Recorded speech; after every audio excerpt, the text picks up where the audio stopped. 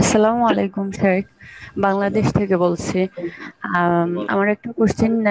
যদি আমি চেয়ার টেবিলে বসে, দেখা যাচ্ছে চেয়ারে বসে কোরআন তেলাওয়াত করতেছি, এই সময় সিজদার আয়াত পাওয়া যায়।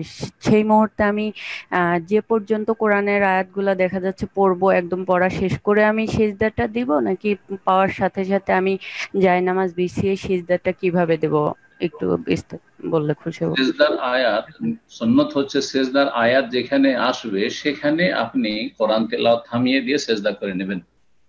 এমনকি সলাতের ভিতরেও এমনকি সলাতের ভিতরেও সুন্নত হচ্ছে। আর আলহামদুলিল্লাহ সৌদি আরবে এরকম আমল আছে, যখন সেজদার আয়াত আসলো সাথে সাথে সেজদা করে নিয়ে আবার উঠে তখন আবার তেলাওয়াত শুরু করলো তারপর থেকে। আর এমনটা নয়, আমাদের দেশে অনেকে এরকম করে যে যাকে আমি সূরাটা শেষ করে নিই অথবা যতদূর পড়বো পড়ে নিই আর একবারই সেজদা করে নেবো। দেখা যাচ্ছে দু তিনটা সিজদা একসাথে জমা হয়ে গেছে অনেক সময়, অথবা একটাই হোক। সূরা হজ পড়ছে, সূরা হজের দুটো সেজদা আছে, সূরা হজ শেষ করে আর তারপরে সেজদা করছে, অথচ দুটোই সেজদা হজ সূরা হজের ভিতরেই রয়েছে, সূরা হজের শেষে নেই। তো এরকমটা সুন্নতের খেলাফ। আপনি সাথে সাথে মুসাল্লা বিছানার না বিছান, সেজদা করার মতো সুযোগ থাকলে সেজদা করে নেবেন। সেজদা করার কোনো জায়গা নেই, গাড়িতে তেলাওয়াত করছেন, তাহলে বসে বসে মাথা ঝুঁকিয়ে নেবেন আর ওই সেজদার দোয়া পড়ে নেবেন, ওইটি সুজুদ তেলাওয়াত।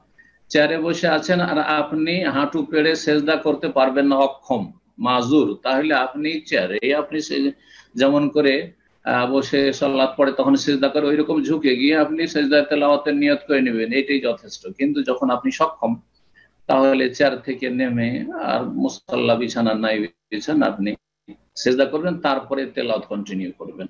জি। আসসালামু আলাইকুম রহমতুল্লাহ বারাকাতুহু।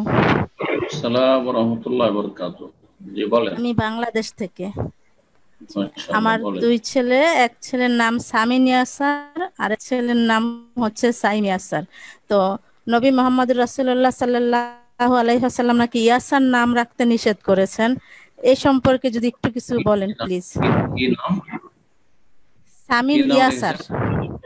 সামিন সামিন ইয়াসার। ইয়াসার। ইয়াসার।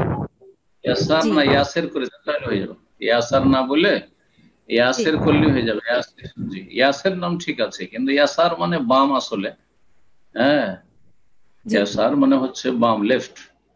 তো ইয়াসার না করে ইয়াসের করেন, তার মানে সরল সহজ। ইয়াসের মানে ইউসর থেকে, ইন্না মাল উসরে ইউসরা, ইউসর থেকে ইয়াসির। জি।